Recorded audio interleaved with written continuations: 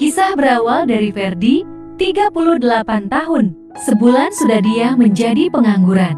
Karena dipecat dari tempat kerjanya, Ferdi merasa kecewa atas pemecatannya itu. Dia merasa tidak melakukan kesalahan yang perusahaan tuduhkan. Tapi mau gimana lagi? Apapun pembelaan Ferdi, perusahaan tutup telinga. Ferdi mencoba melamar sana-sini, tapi belum dapat pekerjaan baru.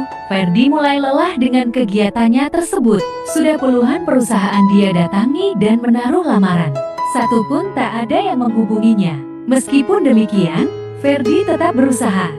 Di saat perjuangan itu, Ferdi terkena musibah baru. Firman, 5 tahun, masuk rumah sakit karena demam berdarah. Awalnya Ferdi mengira Firman hanya demam biasa. Ferdi menyuruh Aisyah istrinya memberikan paracetamol. Firman tak kunjung turun panasnya. Setelah 3 hari kondisi Firman memburuk.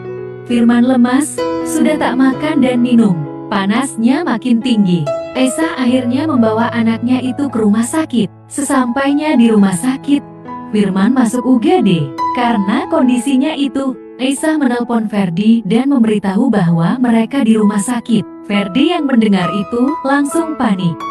Ferdi yang masih mencari pekerjaan, langsung bergegas ke rumah sakit. Ferdi akhirnya sampai di rumah sakit dan menemui istrinya. Aisyah terus menangis di situ. Ferdi menanyakan kondisi Firman. Aisyah terus menangis tanpa bisa berkata apa-apa. Ferdi bingung dengan kondisi seperti ini.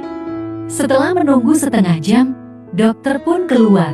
Dia memberitahukan kepada Ferdi dan Aisyah untuk ikhlas dan sabar. Mendengar itu, hati mereka hancur. Tangis Ferdi pun pecah di situ. Aisyah tergeletak pingsan di sampingnya. Firman telah tiada. Rasa penyesalan Ferdi membuatnya hancur. Singkat cerita, Firman telah dimakamkan. Perasaan bersalah Ferdi terus menghantuinya. Kenapa dia tidak membawa ke rumah sakit saat itu? Ferdi merasa bersalah. Berjalannya waktu, Ferdi kembali mencari pekerjaan. Dia menjual rumahnya dan sekarang mengontrak rumah kecil. Semua ini dia lakukan untuk bertahan hidup dengan istrinya. Suatu ketika, saat Ferdi mencari pekerjaan, tak sengaja dia bertemu Anto. Anto adalah teman kerja Ferdi di perusahaan kemarin. Anto menceritakan bahwa sekarang jabatan Ferdi ditempati Dimas. Dia juga bercerita bahwa Dimas menggunakan cara yang tak benar. Ferdi bertanya tentang cara apa yang digunakan. Anto menceritakan bahwa semua orang di perusahaan curiga Dimas main dukun untuk menyingkirkan Ferdi dan membuat Ferdi susah terus-menerus. Mendengar itu, Ferdi sangat marah. Ferdi akan melabrak Dimas, tapi Anto mencegahnya. Anto bilang jika Ferdi seperti itu, Ferdi makin susah. Yang ada Ferdi bisa masuk penjara. Tak ada bukti soal hal seperti itu. Ferdi pun bertanya kepada Anto, apa ada cara untuk membalas itu? Anto pun menyarankan untuk Ferdi datang ke rumah kenalannya. Ferdi pun menyetujui perkataan Anto itu. Ferdi pulang dan membahas cerita ini kepada Aisyah. Awalnya Aisyah mencoba menenangkan Ferdi, tapi Ferdi yang terbakar amarah tak mau mendengarkan nasihat istrinya. Akhirnya Aisyah mengikuti kemauan Ferdi suaminya. Besoknya Ferdi dan Anto ketemu kembali. Keduanya menuju sebuah tempat di pinggirnya hutan. Terlihat sosok tua dengan rambut putih penuh uban dan badan lusuh. Anto mengenalkan Ferdi. Laki-laki tua itu bernama Mbah Darmo. Mbah Darmo menyuruh mereka masuk ke dalam rumahnya. Anto menceritakan maksud dan tujuannya datang ke Mbah Darmo. Di sela pembicaraan Anto, Mbah Darmo memotong ucapan Anto. Mbah Darmo meneruskan cerita Anto itu. Ferdi yang melihat itu sangat kaget kenapa Mbah Darmo tahu soal Ferdi, Aisyah, dan Firman. Padahal Anto belum bercerita. Ferdi mulai kagum dengan sosok Mbah Darmo ini. Ferdi pun menanyakan solusinya. Mbah Darmo bilang, Ferdi lah target awalnya, tapi akhirnya kena ke Firman anaknya. Takutnya nanti ke istrinya, soal Ferdi itu mudah membersihkannya. Yang lumayan susah itu di rumah dan di badan Aisyah. Ferdi mendengarkan penjelasan Mbah Darmo dengan serius. Mbah Darmo juga menjelaskan jika orang itu tidak disingkirkan, akan membawa kesialan demi kesialan terus, sampai semua keluarga terkena imbasnya, termasuk semua keluarga Ferdi dan keluarga Aisyah. Mendengar itu, Ferdi merasa ketakutan. Ferdi meminta Mbah Darmo menyingkirkan itu.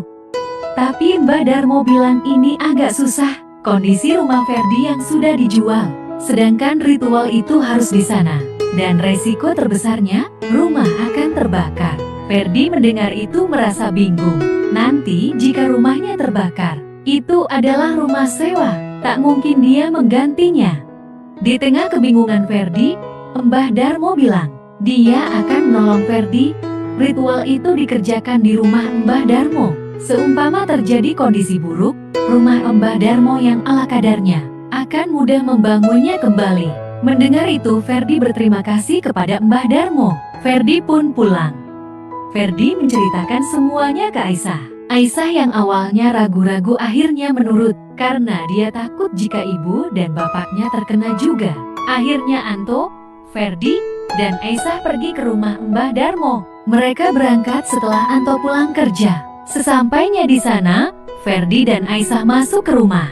Mbah Darmo kaget melihat sosok Aisyah. Aisyah, 30 tahun. Sosok yang cantik. Mbah Darmo menjelaskan bahwa ada 4 sosok besar pada Aisyah. Besar dan bertaring, begitu mengerikan. Jika tak dibuang ini bahaya. Mendengar itu Aisyah dan Ferdi ketakutan. Mbah Darmo menyuruh Ferdi untuk menunggu agak jauh dari sana. Karena target utama adalah Ferdi. Mbah Darmo takut saat mengeluarkannya dari Aisyah. Sosok itu akan memburu Ferdi.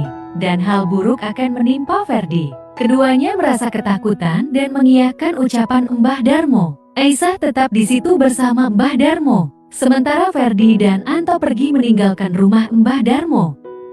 Mbah Darmo memulai ritualnya dengan mulut komat kamit dan memercikan air bunga ke Aisyah. Dia juga menyalakan dupanya. Mbah Darmo bilang ke Aisyah, apapun yang terjadi jangan dilawan. Taruhannya diri kita berdua. Aisyah dengan rasa takut mengiyakannya.